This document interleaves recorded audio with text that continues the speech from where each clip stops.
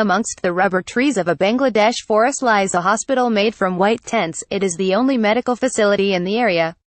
The next hospital is a 2-hour drive away. Since the field hospital was set up by the Red Cross 6 weeks ago, medical staff have seen at least 200 outpatients every day.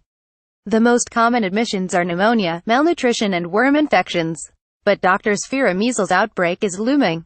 Doctors say the next big emergency in Bangladesh refugee camps could be a measles outbreak. At SBS News, Kirsty Johansson at Kirsty Johansson, November 28, 2017. More reading. When SBS News visits, 2 new tents have to be erected overnight to house 17 new patients, but many are returning to the camps against medical advice. Medical staff blow bubbles to cheer up kids in the children's ward. There are 3 wards for seriously ill patients who need to be admitted, as well as a maternity ward, an X-ray facility and a tent for psychology services. But the main feature is a surgical ward, where the 1 or 2 resident surgeons perform a dozen life-saving operations a week. One of the patients in the women's ward was 25-year-old Hafiza Cotton. When SBS spoke to her family, she was so weak and had not been able to eat properly for more than 2 months. Hafiza Cotton, 25, with her mother, Halima Cotton, at the hospital in Bangladesh. Her mother, Halima Cotton, said her daughter had developed a huge abscess in her abdomen while crossing the border and her body was now shutting down. I don't know what she drank, maybe urine water, maybe toilet water.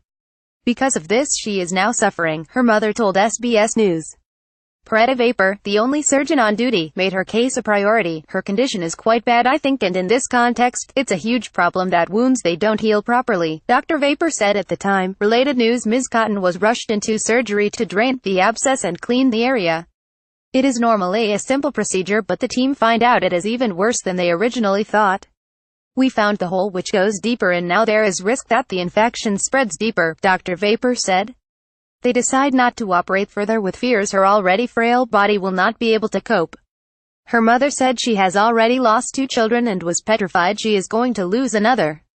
Sadly, Ms. Cotton died shortly after SBS heard her story. Australian Red Cross aid worker Mike Dennison says the team are always ready to go as no one knows when the next influx of refugees is going to arrive.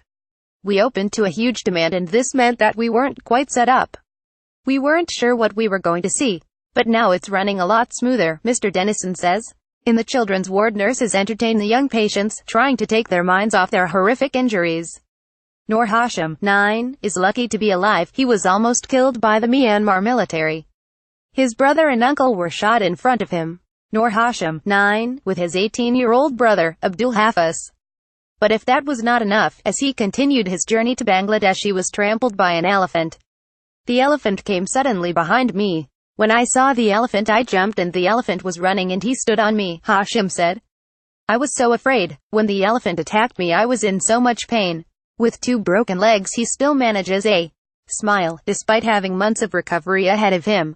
Related reading. Kirsty traveled to Cox's Bazar with the assistance of Save the Children. Save the Children is one of several charities involved in an emergency joint appeal to help people fleeing violence in Myanmar. All donations to Australia for UNHCR and the Australian Red Cross will be matched by the Australian government. View a list of all the charities taking part and how you can help in the link below. How you can help.